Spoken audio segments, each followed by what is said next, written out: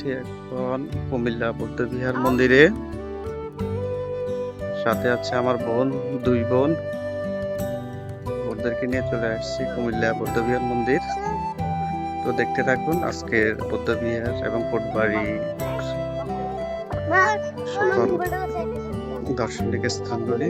কুমিল্লা ময়নামতি এলাকায় এসে প্রথমে টিকিট কাটতে হবে জনপ্রতি 30 টাকা। এরপরে শালবন বিহার অনাথ আশ্রম বা অনাথালয়, বৌদ্ধবিহার মন্দির, খুবই চমৎকার মন্দির। শালবন বৌদ্ধবিহার মন্দির বাংলাদেশের প্রাচীন সভ্যতার নিদর্শনগুলোর মধ্যে অন্যতম।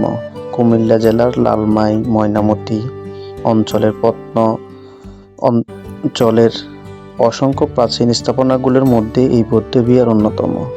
এটি প্রায় শোনা যাচ্ছে 1200 বছর আগের এলাকা হিসাবে চিহ্নিত করা হয়। ময়নামতি এলাকায় শুধু শালবন বিহার নয়, আরও বেশ কিছু বৌদ্ধ স্থাপনা রয়েছে, যেমন আনন্দ বিহার।